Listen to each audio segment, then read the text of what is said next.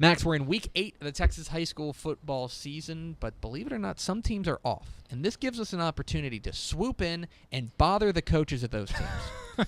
Today, we have the distinct pleasure of bothering the head coach of the 7-0 Geronimo Navarro Panthers. We're joined by Coach Les Goad. Coach, how are you? I'm doing great. How are things in beautiful Geronimo? Oh, they're doing pretty good. We're just trying to get ready for a big game next week.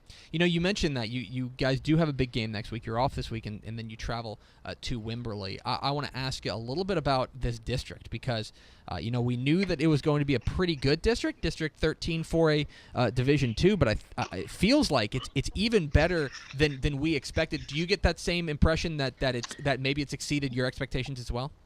Yeah, there's no doubt. I think the whole district has improved over the past year or so, and Wimberley has a big senior class this year. They've been a very strong team for many years, but seem to have their best team this year since their state championship team in 2011.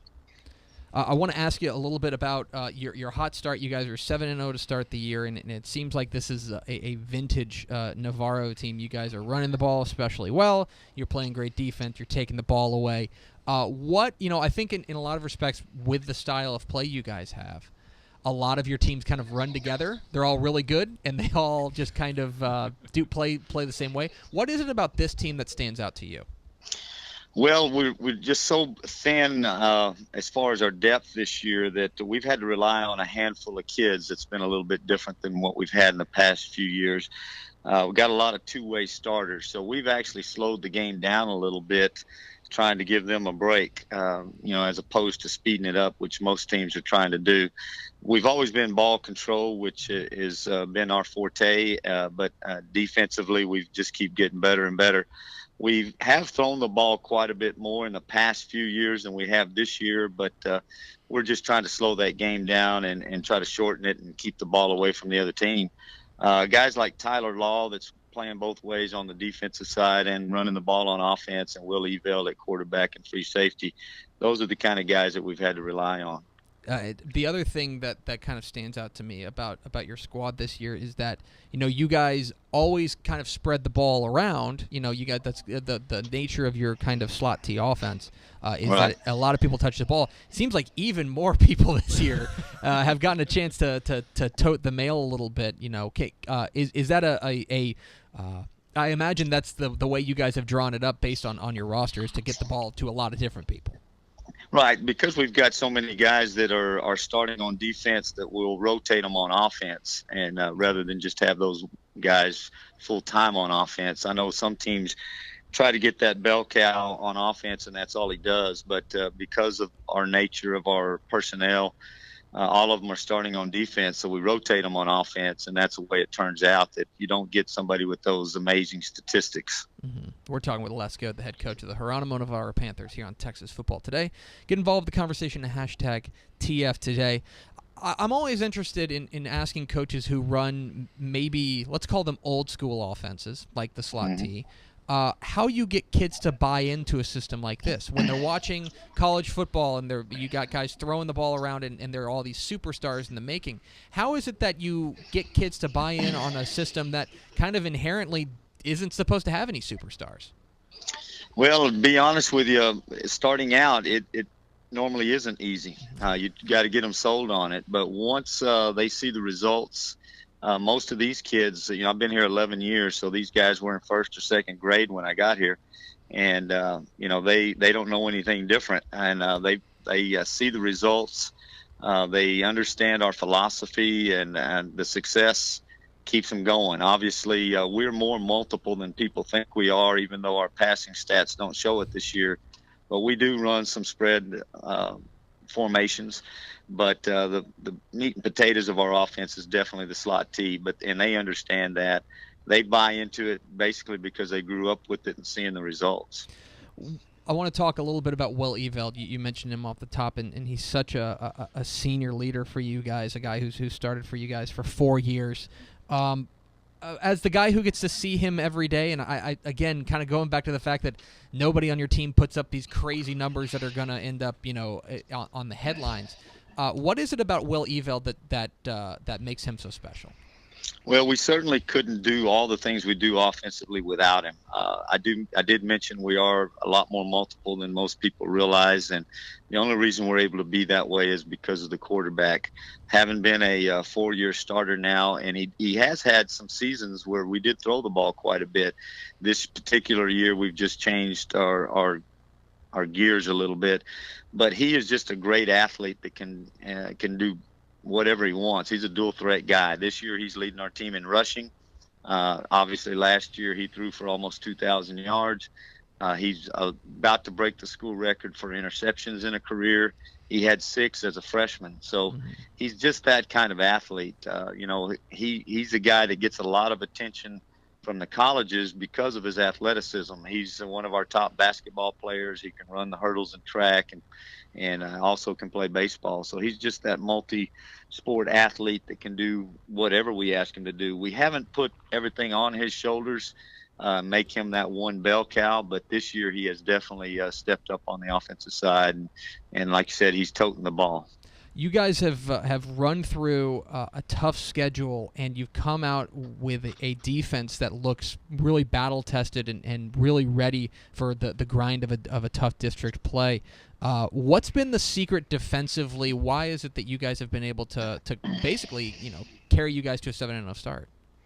Well, we've really grown up a lot. We came in with only 2 returning starters on defense, and we were really more concerned on that side of the ball than the other phases of our game. But the coaching staff with Coach Chavez, Coach Lopez have really done a great job on that side. Guys like Tyler Law, he our Mike linebacker, and we move him around a little bit, has done a great job. But our defensive front and the work that we're getting behind them, we just keep getting a little bit better. We're really we feel like on a week-to-week basis just have to scheme things for that team. And each week the coaching staff seems to come up with something that really works out. You guys are, you mentioned a little bit earlier, you're in your 11th year there with the Panthers. You recently won your 100th game with the Panthers. You're the winningest coach in that program's history. How have you seen that program change over the decade plus that you've been there? Well, what you mentioned earlier, one of the questions you asked earlier is the buy-in. I think the people here have really bought into what we do. I think they believe in our system. They believe in the work ethic that we bring and the type of game that we play. I think that's one of the big keys. And really just the growth of the strength level that we have. Coach Aaron Postert is our strength coach, and we're just a pretty physical team based on developing that strength over the course of years.